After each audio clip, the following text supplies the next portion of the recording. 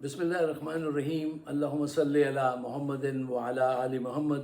Welcome to the شو. السلام علیکم ساتھیوں، آپ سب کو عید الاضحیٰ مبارک ہو. اور حقیقت تو یہ ہے کہ دیکھیے، میں آپ سے سچائی سے ایک بات کہتا ہوں، نہ تو مبارکباد دینے کو دل کرتا ہے میرا، اور نہ ہی مبارکباد ریسیو کرنے کو دل ہے. مطلب حالات دیکھیے کہ غزہ میں کیا ہو رہا ہے، پاکستان میں کیا ہو رہا ہے. ان حالات کو جب اگر آپ سامنے رکھیں تو پھر کیسی مبارکباد، کس بات کی مبارکباد، کس دل سے دیں ایک دوسرے کو مبارکباد. ہاں، دعا کے لیے ضرور دل کہتا ہے کہ دعا کرو اور کچھ عمل کرو کہ یہ حالات بدلیں. اچھا، let's dive into the topic. اس سے پہلے کہ ہم اور زیادہ ادھر ادھر کی باتوں میں لگ جائے تو اصل ٹاپک کی طرف آئیں. اچھا، اصل ٹاپک پہ آنے سے پہلے مجھے معین اختر صاحب کا بڑا ایک کلاسک جوک یاد آ رہا ہے جو میری پہلے تھاٹ سے ذرا قریب ہے. وہ یہ ہے کہ جب لوگ خود کچھ نہ کرنا چاہتے ہوں، خود کچھ نہ کریں، اس پہ انہوں نے سنایا تھا کہ ایک محلے میں ایک بزرگ شفٹ ہوئے، وہاں منتقل ہو گئے، وہاں انہوں نے گھر لے لیا. تو وہ گھر کے باہر شام کے وقت کھڑے ہوتے تھے ہوا خوری کے لیے. تو ایک نوجوان جو بہت ہی تیز و ترار قسم کا لڑکا تھا وہ وہاں سے گزرتا تھا.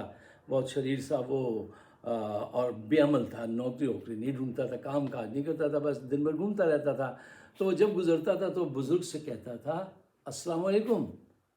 تو بزرگ کہتے تھے وعلیکم السلام میاں، کیا حال ہے؟ تو وہ جواب میں کہتا تھا بس آپ کی دعائیں چاہیے. اچھا ہے، پھر دوسرے دن بھی یہی السلام علیکم وعلیکم السلام، آپ کی دعائیں چاہیے.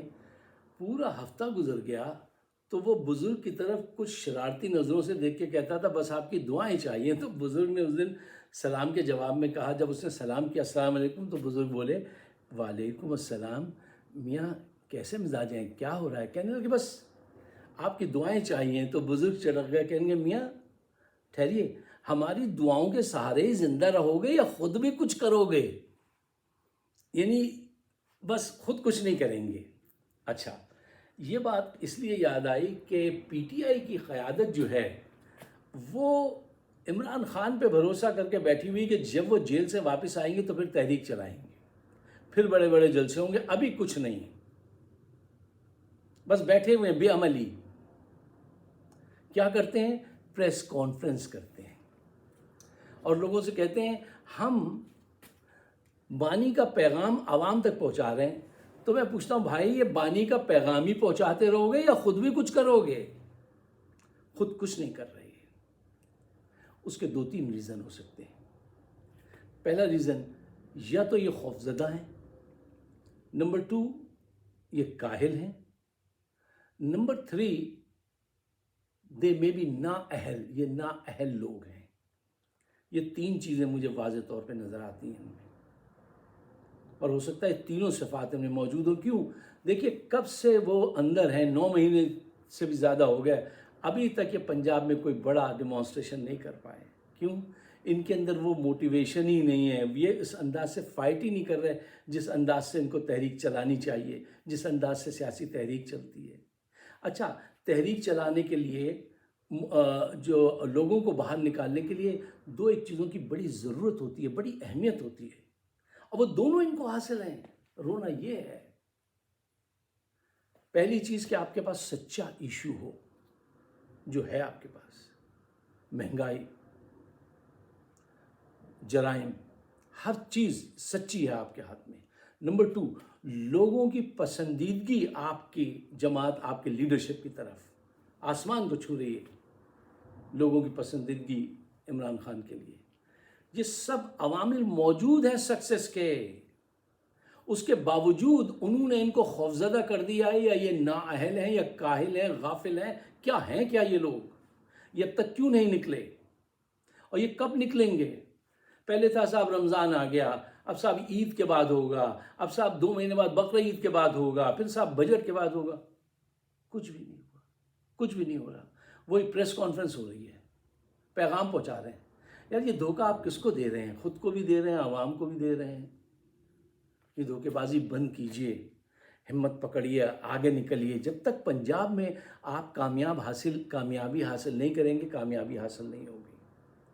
یہ ہماری قیادت جو ہے نا پی ٹی آئی کی، میرے نزدیک تو معاف کیجیے گا، برا مت مانیے میری بات کا، کیونکہ صاف سچی بات جو کہہ دے نا تو وہ آدمی بڑا ایگریسو لگتا ہے، بڑا برا لگتا ہے یار کہ یہ انہوں نے ہمارے منہ پہ ایسی بات کہہ دی جب بات وہ سچ ہے،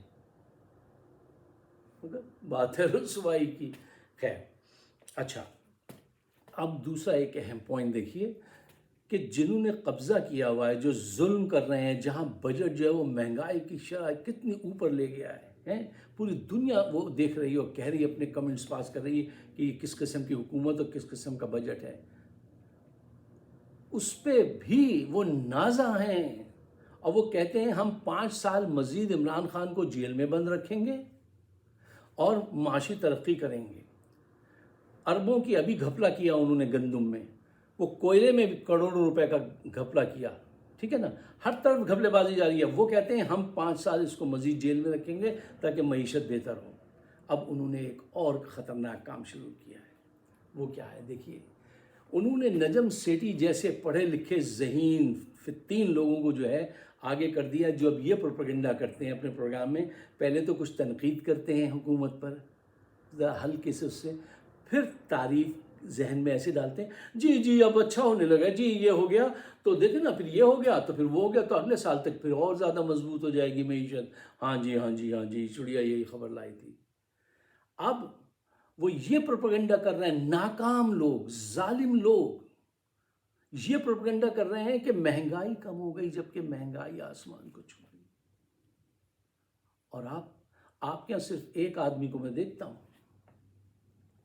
ڈاکٹر شہباز گل کو، وہ ڈٹ کے مقابلہ کرتا ہے، اس کی ایسی تھارو ریسرچ ہوتی ہے، وہ بندہ اپنا پورا فرض ادا کر دیتا ہے، اس کے علاوہ کسی کو نہیں دیکھا جو فرض ادا کر رہا ہو.